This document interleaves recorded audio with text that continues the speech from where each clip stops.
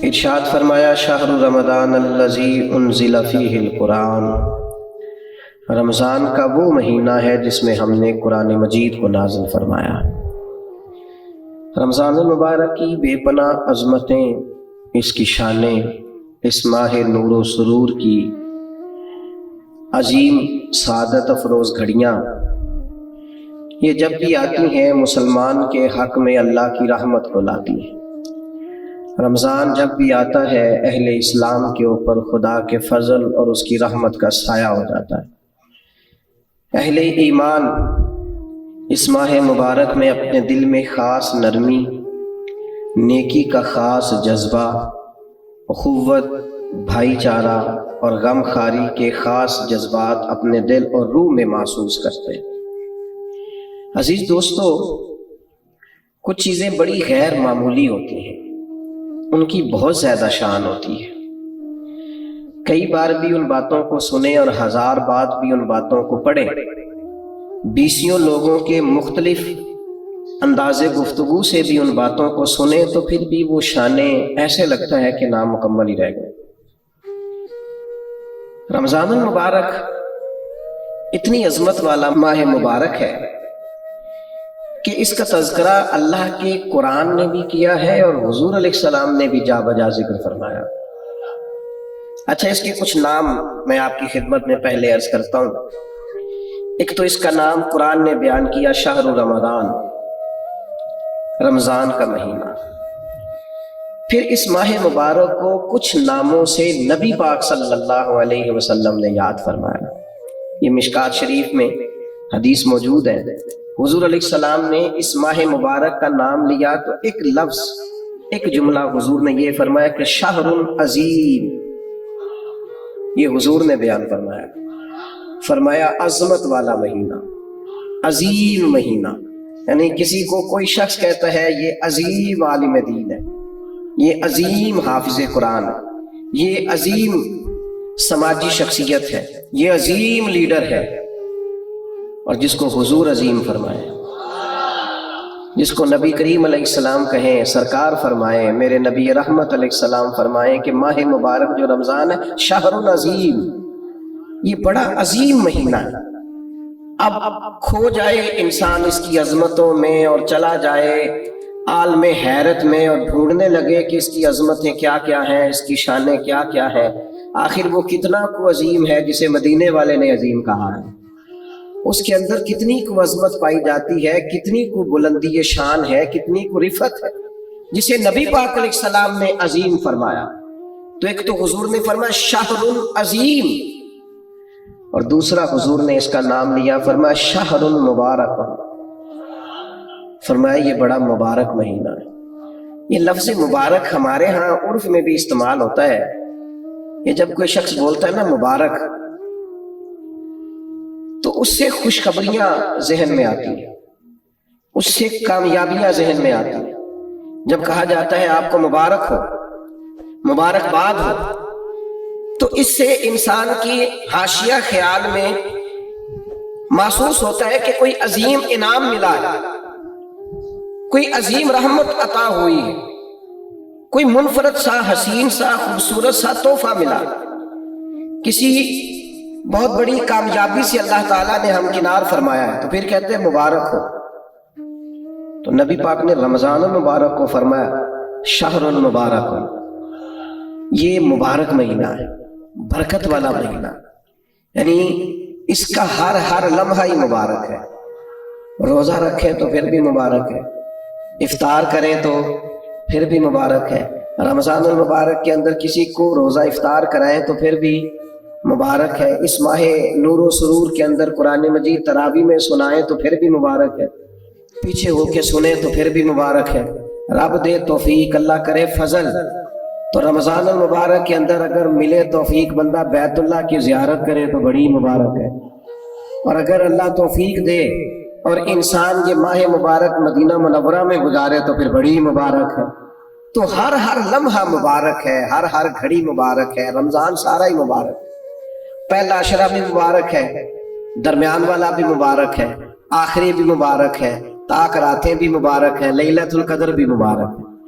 تو حضور نے فرمایا شہر المبارک، یہ کیا ہے؟ مبارک مہینہ۔ کون سا مہینہ ہے؟ یہ جتنے لوگ مایوس ہیں نا کسی بھی وجہ سے، خدا نہ خواستہ پریشان ہے کسی بھی وجہ سے، محسوس کرتے اب پیچھے رہ گئے کسی بھی وجہ سے، تو وہ یوں سمجھ لیں کہ یہ وہ مہینہ آ گیا ہے جس میں مبارک ہی مبارک ہے، جس میں کرم ہی کرم ہے، عطا ہی عطا ہے۔ اب پریشان نہیں ہونا، شہر المبارک ہو، یہ مبارک مہینہ آ گیا، برکت والا مہینہ آ گیا، اب کوئی پریشانی نہیں، کوئی پچھتاوا نہیں، کوئی پیچھے نہیں ہٹنا، کوئی کمزور نہیں پڑنا، یہ مبارک مہینہ، اس کو نبی کریم نے مبارک کہا۔ تو اس کے لمحے لمحے میں آپ نے تصور باندھنا ہے کہ یہ مبارک دن ہے، اس میں رزق آئے گا تو وہ بھی مبارک ہی آئے گا، کوئی شخص ملے گا تو انشاءاللہ خیر ہی ہوگی، کوئی عمل کریں گے تو انشاءاللہ برکت ہی ہوگی، کہیں ہم اللہ کی رضا کے لیے کچھ خرچ کریں گے تو پھر بھی برکت ہی ہوگی، مہینہ ہی مبارک، اس کو نبی کریم نے مبارک کہا ہے۔ لہٰذا جو پریشان لوگ ہیں نا وہ یوں سمجھیں کہ رمضان کا چاند طلوع ہوتے ہی وقت ہی مبارک کا شروع ہو جائے گا، بیمار سمجھے کہ شفا ہونے لگی ہے، مکروہ سمجھے کہ رہائی ملنے لگی ہے، تنگ دست سمجھے کہ وسعت آنے لگی، اور حدیث میں لفظ بھی ہے، مشکات شریف میں یہ لفظ حدیث کے موجود ہیں، حضور فرماتے ہیں رمضان المبارک میں مومن کا رزق بڑھا دیا جاتا ہے، اس کے رزق میں برکت کر دی جاتی ہے، اللہ تعالیٰ اپنے فضل سے وسعت فرما دیتا ہے۔ تو میرے بھائی آپ توجہ فرمائیے گا، غور کیجئے گا اور سمجھ لیجئے گا اس بات کو کہ حضور نے اسے شہر العظیم بھی کہا، شہر المبارک بھی کہا، آگے بھی عرض کروں نبی پاک نے اسے شہر الصبر بھی کہا، یہ صبر کا مہینہ ہے، اس میں صبر کرنا ہے، کھانے پینے سے بھی صبر کرنا ہے، نفسانی خواہشات سے بھی صبر کرنا ہے، غصہ آئے تو پھر بھی صبر کرنا ہے، کوئی تکلیف پہنچانا چاہے تو پھر بھی صبر کرنا ہے، کچھ جھگڑا کرنا چاہے تو پھر بھی صبر کی جزا جنت ہے۔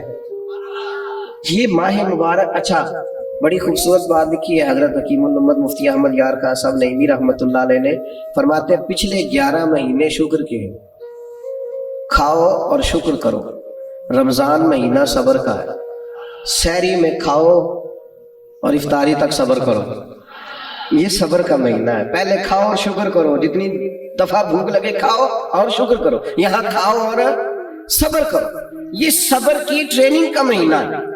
تھوڑا سا ماحول میں نا بے صبری سی آ گئی ہے، لوگ بے چین رہنے لگ گئے ہیں، جلدی متاثر ہوتے ہیں اور پھر جلدی محبت کرتے ہیں، اور پھر اللہ نہ کرے جلدی ناراض بھی ہوتے ہیں اور جلدی نفرت بھی کرتے ہیں، لوگ بڑی جلدی کسی بات کے بارے میں فیصلہ کرتے ہیں، بڑی جلدی رائے دیتے ہیں، لوگ بڑی جلدی موافق ہوتے ہیں تو بڑی جلدی مخالف ہوتے ہیں، لوگ بڑی جلدی بدگمان ہوتے ہیں، صبر نہیں رہا، حوصلہ نہیں رہا، حالانکہ قرآن مجید میں 100 سے زیادہ مرتبہ کم و بیش صبر کا بیان ہے، صبر کا بیان، اور 500 کے قریب احادیث و آثار ہیں جن میں صبر کا ذکر ہے۔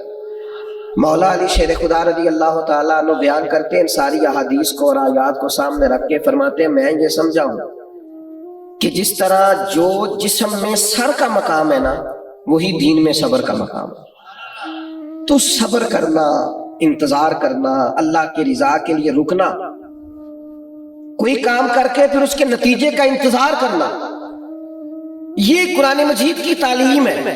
باقی ساری نیکیوں پہ ثواب ملتا ہے، ان اللہ مع الصابرین، صبر کرنے والوں کو رب رحمان ملتا ہے، اللہ فرماتے ہیں میں ہوں صبر کرنے والوں کے ساتھ، ان کو رب رحمان کی معیت نصیب ہوتی۔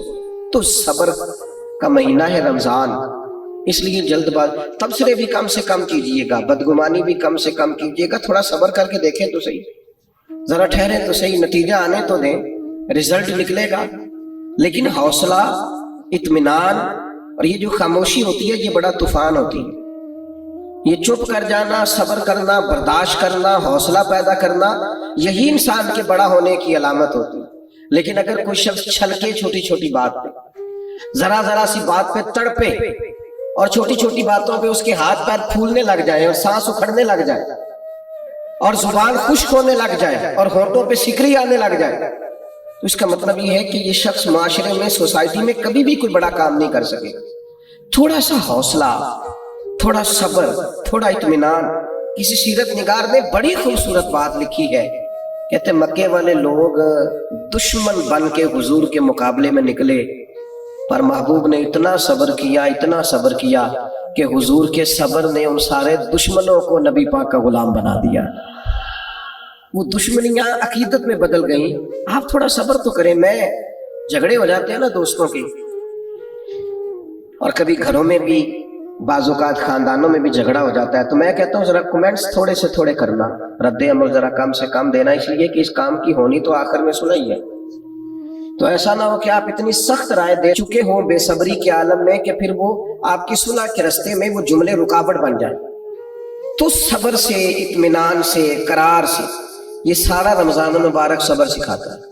یعنی آپ کے گھر میں نعمتیں پڑی ہیں اور آپ کے سامنے پڑی ہیں اور آپ کی اپنی ہیں اور آپ کی جائز کمائی کی ہے، اور بھوک بھی پوری لگی ہوئی ہے، کھانا نہیں، صبر کرنا ہے۔ رب کا جب تک حکم نہیں نہ آتا، افطار کا ٹائم نہیں ہوتا، اتنی دیر تک کھانا، یہ صبر ہے۔ تو یہ صبر ہی پھر انسان کو محرمات پر صبر سکھائے گا۔ یہی صبر پھر سکھائے گا کہ جس طرح تیرے پاس سہولت موجود ہے، تو کھا سکتا ہے، تیرے کنٹرول میں، پر تو نہیں کھاتا، اسی طریقے سے کچھ چیزیں تیرے کنٹرول میں ہیں، تو لے سکتا ہے، پر چونکہ تیرے لیے جائز نہیں، لہذا تو نے صبر کرنا ہے اور وہی لینا ہے جو تیرے رب نے تیرے لیے جائز رکھا ہے۔ حرام کی طرف ہاتھ کو بڑھانا نہیں، نظر کو للچانا نہیں، کبھی بھی لقمہ حرام کی طرف نہیں بڑھنا، اس لیے کہ اللہ تعالیٰ نے یہ تیرے لیے مقام صبر رکھا ہے، اور اس مقام صبر کو کبھی بھولنا، تو نبی پاک نے اسے شہر العظیم بھی کہا، اسے شہر المبارک بھی کہا، شہر الصبر بھی کہا۔ پھر نبی پاک صلی اللہ علیہ وسلم نے فرمایا وشہر المواسات، فرمایا یہ مواسات کا مہینہ ہے، یہ غم خاری کا مہینہ، دوسروں کا خیال کرنے کا مہینہ، دکھ بانٹنے کا مہینہ ہے۔ ہم نے نا اپنے دیہاتوں میں ایک بات دیکھی کہ جو بچیاں بیاہ کے چلی جاتی تھی نا، رمضان کا مہینہ آتا تھا تو ماں باپ کہتے تھے کہ اسے کہو کہ رمضان یہی نہیں آ جاتی، روزے یہیں رکھ لے۔ اچھا یہ نہیں بھی نہ ہوتا تھا تو آخری 4-5 دن یا آخری عشرہ کہتے تھے کہ بیٹی کو بھی اور نواسے نواسیوں کو بھی بلا نہ لے، ذرا عید یہیں پہ کر لیں، تھوڑا سا یہاں آ جائیں اور تھوڑا سا ہم خدمت کریں، تھوڑا کھلائیں پلائیں۔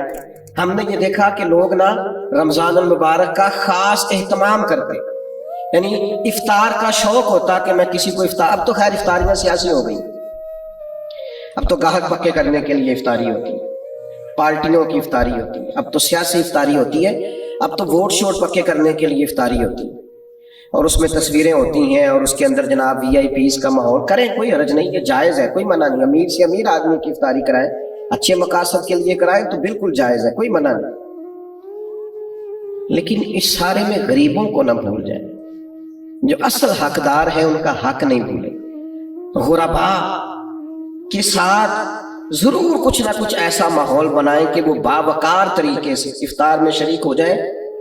افسوس کے ساتھ کہنا پڑتا ہے کہ رمضان غمخواری کا مہینہ ہے، اسے نبی پاک صلی اللہ تعالیٰ علیہ وسلم نے غمخواری کا مہینہ قرار دیا۔ دوسروں کے دکھ بانٹنے تھے، اشکشوئی کرنی تھی، غریبوں کی مدد کرنی تھی، یتیموں کے سر پہ ہاتھ رکھنا، بیواؤں کے لیے کوشش کرنی تھی، مسافروں کے لیے کوشش کرنی تھی، مقروضوں کے لیے کوشش کرنی تھی۔ لیکن ہم کیا کرتے ہیں؟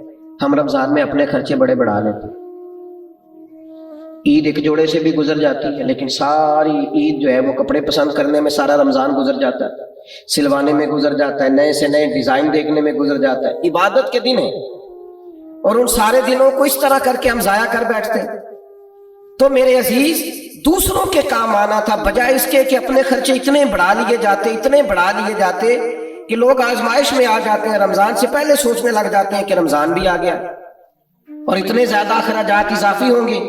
تو تھوڑا تھوڑا ان اخراجات سے چیزوں کو بچا کر کے، یعنی حضور علیہ السلام نے سخاوت کا طریقہ یہ بتایا تھا کہ 2 کا کھانا 3 کو پورا آ جائے، اور 3 کا کھانا 4 لوگ کھا لیں، اور 4 کا 5 لوگ کھا لیں۔ تو اپنے اسی دسترخوان میں سے آپ کچھ نکال کے اس شہر مواسات کے اندر، اس غمخواری کے مہینے کے اندر آپ دوسروں کی اشکشوئی کریں، ماہ رمضان مبارک غریب پروری میں گزاریں، غور فرمائیں کہ کہاں کہاں لوگ ضرورت مند ہیں۔ ہم نے بچپن میں مساجد میں بڑی بڑی افطاریاں دیکھی اور واقعتاً مسافر لوگ آ جاتے تھے تو وہاں علاقے کے لوگ ہی آج فلاں نے دیگ پکا رکھی ہے، فلاں نے چاول بنا رکھے ہیں، تو مسجدوں میں بھیج دیے جاتے تھے اور مسجد میں افطار ہوتا تھا۔ اور اگر مسافر نہیں بھی ہوتے تھے تو اس محلے، اس گاؤں کے، اس علاقے کے جو غربا ہوتے تھے وہ مسجد میں جمع ہو جاتے اور افطار کر لیتے۔ لیکن اب آہستہ آہستہ چیزیں سکڑ گئیں، چیزیں سمٹ گئیں، ہمارے اپنے معاملات اتنے انفرادی سے ہو گئے ہیں، ہر آدمی کی ایک مخصوص سی پسند ہے، مخصوص سی چیزیں وہ کھاتا ہے، اس میں وہ اپنے آپ کو جینا اور اپنے آپ کو رکھنا بہتر جانتا ہے، وہ اٹھ کر اپنی ذات سے اوپر سوچنا گوارا ہی نہیں کرتا۔ میرے عزیز، یہ غمخواری کا مہینہ ہے۔ کیا حسین لفظ ہے حدیث میں، صحابہ فرماتے جب رمضان آتا تو حضور قیدیوں کو آزاد کرتے، ہر سائل کو عطا کرتے، نبی پاک بانٹتے، دیتے، ہر ایک کو نوازتے۔ ہمارے ہاں لائنیں لگتی ہیں زکوٰۃ لینے والوں کی، اور جناب جو دینے والے ہیں وہ بگڑ جاتے ہیں، کہتے ہیں آپ 9 بجے ہی آ گئے، سونے بھی نہیں دیتے۔ اور پھر یہ کہ آپ وہ تو نہیں جو پہلے بھی آئے تھے، اور دوسرا یہ کہ آپ اگر ترتیب سے کھڑے نہیں ہوں گے تو میں بھگا دوں گا، سب کو کچھ بھی نہیں ملے گا۔ سچ بتانا، جب اللہ نے ہمیں دیا تھا تو لائنوں میں لگا کے دیا تھا۔ سچ بتانا، جب اس نے ہمیں دیا تھا تو یہ رویہ تھا۔ کسی درویش سے کسی نے کہا تھا میرا دل تو کرتا تھا اللہ کے رستے میں خیرات کروں پر کوئی مستحق نہیں ملتا، تو شیخ مسکرا پڑے، تو کہا حضرت آپ کے مسکرانا بڑا معنی خیز ہے، آپ کیوں مسکرائے؟ تو فرمانے لگے پہلے تو بتا، جو جو اللہ نے تجھے دیا تیرا حق بنتا تھا، تو جب رب نے تجھے دے دیا ہے حالانکہ تو حقدار نہیں تھا تو پھر ٹٹولتا پھرتا ہے، تھرمامیٹر لیے پھرتا ہے۔ جس کی سمجھ آ گئی ہے تجھے غریب ہے تو دے اللہ کی رضا کے لیے۔ لیکن وہ رویوں کی تلخی، مزاج کی ترشروئی، میں اقرار کرتا ہوں اس بات کا بھی کہ بہت سارے غربا اس مہینے میں دھندے بھی بنتے ہیں، آٹا خیرات میں لے کے دکانوں پہ بیچا بھی جاتا ہے، یہ ساری چیزیں دیکھنے کو، سننے کو، پڑھنے کو ملتی ہیں۔ لیکن میرے عزیز، آپ یہ ساری چیزیں دیکھ کے کیا خیرات کرنے چھوڑ جائیں گے؟ ان رویوں کی بنیاد پر کیا آپ یہ کام کرنا چھوڑ جائیں گے؟ اللہ کی رضا کے لیے دینا ہے تو خوب دینا ہے۔ اس ماہ مبارک کو نبی پاک علیہ السلام نے غمخواری کا مہینہ قرار دیا ہے، خوب اللہ کے لیے۔ ہمارا اسی جگہ دسترخوان لگتا ہے سحری اور افطاری کا، کچھ لوگ آ جاتے ہیں، سڑک پہ جانے والے غریب رکشہ ڈرائیور آ جاتے ہیں، یہاں کچھ لوگ مزدوری کرنے آئے ہوئے ہیں وہ آ جاتے، تو ظاہر ہے ادارہ زیر تعمیر تھا، ہم اتنے اخراجات افورڈ نہیں کرتے تھے، لیکن وہ چند لوگوں کے لیے دسترخوان لگتا طلباء کے لیے، تو وہ لوگ خود آ کے بیٹھنے لگے، پھر وہ 50، پھر 60، پھر وہ ایک دن ایسا آیا کہ 1100 لوگ ہو گئے۔ تو یہ دوست مجھے کہنے لگے کہ ہم کیسے کر کے ان کو چلائیں؟ تو میں نے کہا سچ بتاؤ، ان پوری صفوں میں تم نے کوئی امیر بھی بیٹھا دیکھا ہے؟ کوئی مالدار، کوئی گاڑی والا، کوئی پراڈو والا تم نے دیکھا ہے بیٹھا؟ کہنے لگے نہیں۔ تو میں نے کہا پھر یہ اللہ نے مہمان بھیجے ہیں تو اللہ ان کا رزق بھی بھیجے گا، پھر تم اللہ کی رضا کے لیے ان کے لیے کچھ نہ کچھ پکا ڈالو۔ یہ جو چپکے سے آ کے چھپ کے، اور بعض میں نے ایسے لوگ بھی دیکھے جو اوپر کپڑا رکھتے ہیں اور آ کر کے بیٹھتے ہیں، سفید پوشی کا بھرم رکھنا بڑا ضروری ہوتا ہے، اور دروازے پہ آئے کو خالی نہ بھیجنا یہ بڑا ضروری ہوتا ہے، اور جب کوئی امید لگا کے آ جائے اور اس کی امید کو توڑ دینا یہ بڑا تکلیف دہ ماحول ہوتا ہے۔ لیکن ہم نے تو کواڑ اندر سے بند کر لیے، ہم نے تو ہر چیز میں اقربا پروری بنا لی، ہم نے تو ہر بانٹنے کو، ہر دینے کو سیاسی رنگ دے لیا۔ خدا را، یہ غمخواری کا مہینہ ہے۔ پلٹ کے دیکھنا یتیموں، مسکینوں، غریبوں کو جو چپ ہیں، جو بولتے نہیں، جو عید سے قبل میاں بیوی مشورہ کرتے ہیں کہ ہمارے کپڑے نئے ہیں بس بچوں کو لے کے دے دیے جائیں، ہماری خیر ہے، میرا جوڑا ٹھیک ہے، میں گزارا کر لوں گا، یہ فلانی شادی پہ لیا تھا، تو بچوں کا سوچ۔ گندم امیر شہر کی ہوتی رہی خراب، اور بچی کسی غریب کی فاقے سے مر گئی۔ او بھائی، یہ فرق مٹانا پڑے گا۔ یہ جو بہت زیادہ تفریق ہے، یہ ماہ نور و سرور آیا ہے، اس میں ارادہ کریں۔ اور میری اپیل ہے ان لوگوں سے جو راشن بانٹتے ہیں، جو کسی کے گھر میں کچھ پہنچاتے ہیں، وہ رمضان کا انتظار نہ کریں، رمضان سے 2 دن پہلے پہنچا دیں۔ اور میں ذمہ داری کے ساتھ آپ سے وعدہ کرتا ہوں کہ آپ رمضان کی نیت کر کے رمضان سے پہلے دیں، اللہ رمضان جتنا اجر عطا فرمائے گا، لیکن پہلے سے یہ کام کریں، اشک شوئی کریں۔ دو باتیں آپ کی خدمت میں عرض کرنی ہے۔ ایک تو رمضان المبارک کا قرآن مجید سے بہت زیادہ تعلق ہے، بہت زیادہ، اس لیے کہ قرآن مجید کہتا ہے شہر رمضان الذی انزل فیہ القرآن، رمضان کا وہ مہینہ جس میں ہم نے قرآن مجید نازل فرمایا۔ حضرت امام اعظم ابو حنیفہ رحمۃ اللہ علیہ کا طریقہ یہ تھا کہ آپ ایک سپارہ قرآن مجید کا گھر میں پڑھتے تھے، ایک مسجد میں پڑھتے تھے، ایک رات کو تراویح میں پڑھتے تھے، ایک گھر میں اور ایک مسجد میں اور ایک رات تراویح میں۔ تو کتنے قرآن مجید ختم ہو گئے رمضان میں؟ 3۔ نبی کریم صلی اللہ تعالیٰ علیہ وسلم کا مبارک طریقہ یہ تھا کہ حضرت جبریل امین علیہ السلام ہر سال رمضان میں حضور کے ساتھ قرآن مجید کا دور فرماتے ہیں۔ جیسے ہمارے حفاظ نہیں دور کرتے، ایک حافظ پارہ سناتا ہے پھر دوسرا اس کو سناتا ہے، پہلے ایک سنتا ہے پھر دوسرا اس کو سناتا ہے، تو نبی کریم علیہ السلام حضرت جبریل امین کو سناتے، حضرت جبریل حضور کو سناتے۔ اور جس سال حضور کا وصال ہوا اس سال 2 مرتبہ نبی کریم نے دور فرمایا قرآن مجید کا۔ میں نے ایک دفعہ سفر پہ تھا، کہیں میں گیا ہوا تھا کسی پروگرام کے لیے رمضان میں، تو ایک صاحب کے ساتھ میں کھڑا ہو گیا نماز پڑھنے کے لیے تراویح، تو بڑا ہی رونے لگے وہ تراویح میں، بہت روتے جا رہے تو ہچکیاں ان کو، تو میری سمجھ میں نہیں آ رہا تھا، اس لیے کہ جو آیات جو پارا اس دن چل رہا تھا وہ آیتیں بھی ساری رحمت والی تھی، کرم والی تھی۔ ایک ہوتا ہے کچھ ایسی آیات ہیں جن کو سن کے رونا آ گیا، لیکن میں نے کہا بھی ہو سکتا ہے رحمت پر بھی لوگ رو پڑتے ہیں، تو وہ کچھ زیادہ ہی معاملہ ایسا ہو گیا کہ ہچکیاں بننے لگیں اور ساتھ والے لوگ تھوڑے سے محسوس کرنے لگے قربان جائیں۔ وہ سلام پھیرا تو میں نے ان سے کہا خیر ہے؟ تو دیسی آدمی دیہاتی بندہ مجھے کہنے لگا حضرت جی یہ تراویح پڑھانا نا یہ میرا بیٹا ہے۔ تو میں کہا میرا بیٹا حافظ ہو گیا اور مصلی سنا رہا ہے اور قرآن مجید پڑھ رہا ہے؟ تو آج پہلی دفعہ یہ قرآن مجید سنا رہا ہے تو مجھے ایسے لگتا ہے جیسے میری شان بڑی ہو گئی، میں بڑا بلند ہو گیا ہوں۔ مرتبہ میں نے اسے کہا کہ تو تھوڑا اور بھی رو لے تو تیرا بنتا ہے، اس لیے کہ جس جگہ پہ تو کھڑا ہو کے سوچ رہا ہے نا یہ وہ بہت بڑی بات ہے۔ قرآن مجید سے وابستگی ہماری یا ہماری اولادوں کی یہ بڑی ضروری۔ رمضان شریف میں میرا خیال ہے 2 پارے تو روز ہونے چاہیے۔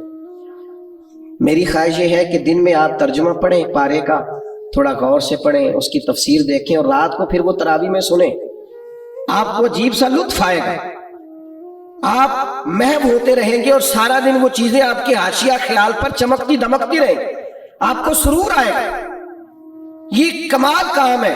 اور دوسری گزارش میری یہ ہے کہ سحری کے وقت اٹھنا تو ہے ہی، بہت ساری چیزیں بھی سحری کے وقت، دودھ دہی بھی بعض جگہوں پہ لانا پڑتا ہے جا کے، تو 10-15 منٹ پہلے اٹھیں، تہجد کی نماز بھی پڑھیں، یہ روٹین بنائے پہلی رمضان سے۔ آپ ذرا جلدی اٹھیں، 4 رکعت نماز، 2 رکعت نماز، 6 8 جتنی توفیق ہو تہجد کی نماز پڑھیں، اس کے بعد اپنی سحری کر لیں، لیکن کوشش کریں کہ نوافل کی کثرت ہو، تراویح کا خاص اہتمام ہو، قرآن مجید کے ساتھ خاص دلچسپی ہو رمضان شریف میں۔ اور پھر اللہ کے پیارے حبیب صلی اللہ تعالی علیہ وسلم نے ارشاد فرمایا رمضان آ گیا ہے، حضور فرمانے لگے یہ برکت والا مہینہ ہے، اللہ نے اس کے روزے فرض کیے ہیں۔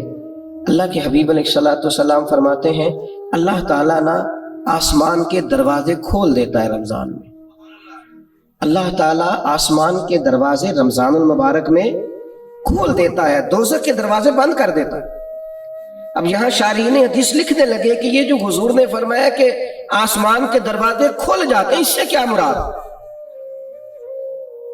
اس سے نبی کریم علیہ السلام نے ہمیں کیا سمجھایا؟ حضور کی باتیں چونکہ بڑی معنی خیز ہیں، جوامع الکلم ہیں، تو شارحین حدیث نے لکھا یہ جو حضور فرماتے ہیں نا آسمان کے دروازے کھل جاتے ہیں، اس کا مطلب یہ ہے کہ رحمت بھی نازل ہوتی ہے، برکت بھی نازل ہوتی ہے، بخشش بھی نازل ہوتی ہے، رزق بھی دیا جاتا ہے، رحمت بھی برسائی جاتی ہے۔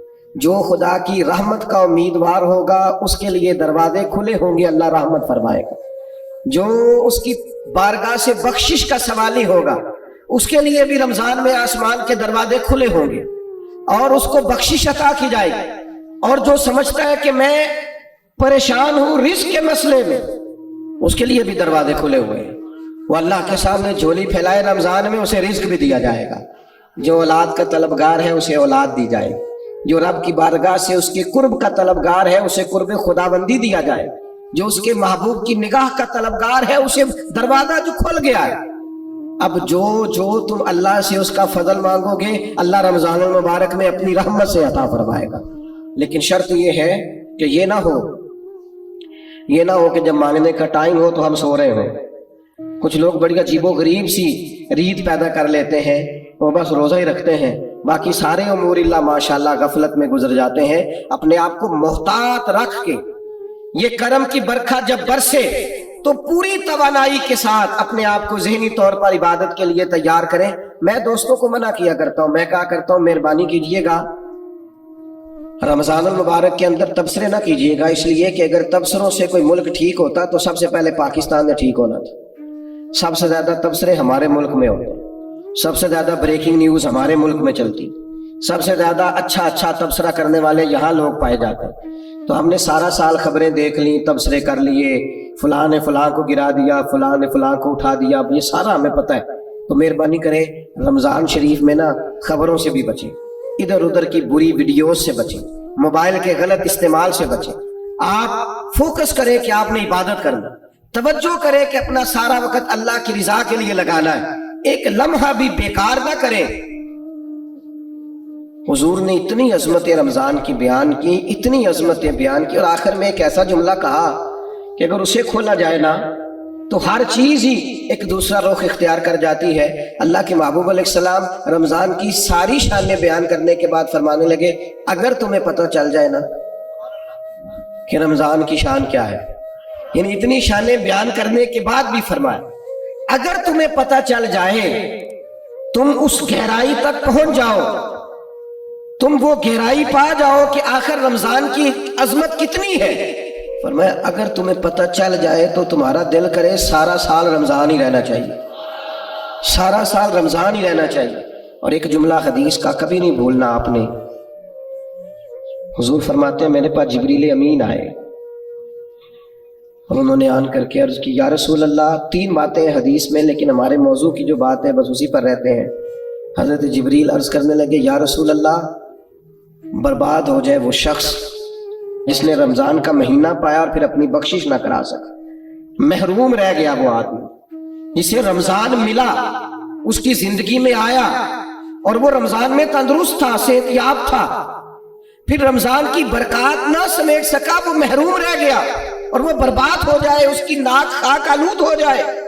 حضور فرماتے حضرت جبریل نے جب یہ کہا تو میں نے کہا آمین، یعنی اللہ کرے ایسا ہو جائے، واقعی اس کی ناک خاک آلود ہو جائے کہ رمضان بھی ملا تھا، اس کی زندگی میں آیا تھا، اللہ تعالیٰ نے عافیت دی تھی، اعصاب اور قوا مضبوط تھے، لیکن پھر بھی اپنی بخشش کا سامان نہیں کر سکا، اس کی ناک خاک آلود ہو جائے۔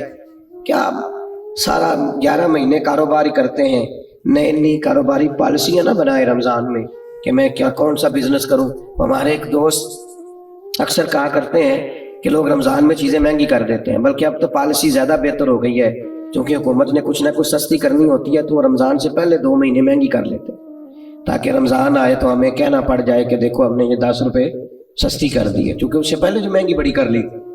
تو یہ دھوکہ کس کو دے رہے ہیں، کس کو دے رہے ہیں؟ وما یخدعون الا انفسهم، اللہ کہتا ہے کچھ دھوکے تم صرف اپنے آپ کو دیتے ہو، کسی اور کو نہیں دیتے۔ صلی اللہ تعالیٰ علیہ وسلم نے فرمایا شعبان میرا مہینہ ہے، رمضان میرے رب کا مہینہ ہے، اتنی برکتوں والا مہینہ، اتنی شانوں والا مہینہ۔ آپ نے کچھ باتوں کا بڑا ہی خیال رکھنا۔